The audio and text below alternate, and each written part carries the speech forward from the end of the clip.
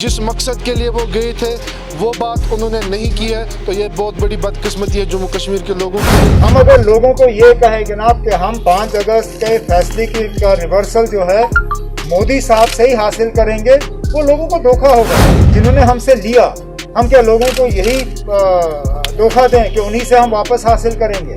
आज 2 दिन हो चुके हैं जब मरकज़ी सरकार ने डेडलॉक को ख़त्म किया और जम्मू और कश्मीर की मकामी सियासी जमातों को दावतनामा पेश किया। जम्मू और कश्मीर से मकामी सियासी जमातों के 14 लीडरान दिल्ली की तरफ रवाना हुए और वहां पे नरेंद्र मोदी की सरबराही में मीटिंग में शिरकत की। लोगों ने इस मीटिंग से क्या उम्मीदें लगाई थी और इसके नताइज क्या निकल के आए, इस सब के बारे में जानने के लिए हमने कोशिश की कि लोगों से बात करें और उनके तासुरात जानने की कोशिश करें। पार्टियों ने वहाँ पे अपना बयान दिया, जैसे सजाद लोन थे, PAGD, उन्होंने कहा कि हमने पहले उनको कहा है फुल स्टेटहुड दे दीजिए, उसके बाद इलेक्शन का हम देखेंगे। वहाँ अभी गवर्नमेंट ऑफ इंडिया की तरफ से वो ग्रीन सिग्नल नहीं आई है कि क्या करना चाहते थे, मगर मीटिंग अच्छी हुई है, वो निकले हैं। क्योंकि जिस तरीके से उन्होंने फिर दिल्ली में बयान दिया है, जैसे महबूबा मुफ्ती ने कहा, मैंने उनको कहा कि पाकिस्तान के साथ भी बात होनी चाहिए, क्योंकि जब तालिबान के साथ हो सकती है तब पाकिस्तान के साथ क्यों नहीं हो सकती है।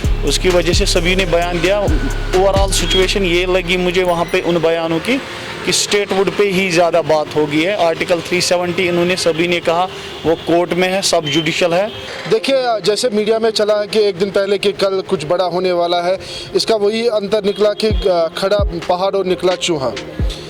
जैसे कि 3.5 घंटे कल जो बैठक हुई है गृह मंत्री और प्राइम मिनिस्टर के साथ, उसमें यही बताया गया है कि कुछ बड़ा होने वाला है। यहाँ पे जम्मू कश्मीर में हाई अलर्ट पे रखा गया था, तो जम्मू कश्मीर के लोगों को काफ़ी उम्मीदें थी कल की मीटिंग के हवाले से, लेकिन वो कहीं ना कहीं हम जो खासकर जम्मू कश्मीर के लोग फिर से निराशा हो चुके हैं। क्योंकि जैसे ही PAGD ने एक दिन पहले कहा था कि हम वो काम करेंगे जो 4 अगस्त को यहाँ पे पोजीशन थी उस पर बात करेंगे, लेकिन गृह मंत्री और प्राइम मिनिस्टर ने सीधे तौर कहा कि ये कोर्ट में मसला है, इस पर कोई बहस नहीं होगी। स्टेटहुड में उन्होंने काफ़ी दबाव किया, स्टेटहुड फुल स्टेटहुड देना चाहिए, JNK कार्डर होना चाहिए। उसके बाद उमर साहब ने कहा, बाकी न्यूज़ चैनलों में आया था रिपोर्ट्स, उन्होंने कहा कि उसके बाद ही इलेक्शन होगा, तो फिर देखिए। क्वेश्चन कल उमर अब्दुल्ला को भी पूछा गया था, उसने कहा एक ही दिन ये ख़त्म नहीं हो सकता है, दिल की दूरी और दिल्ली से दूरी, इसमें थोड़ा उसने कहा कि एक ही दिन में सारा कुछ जो भी ग्रीवेंसेस है वो एक ही दिन में ख़त्म नहीं होगी।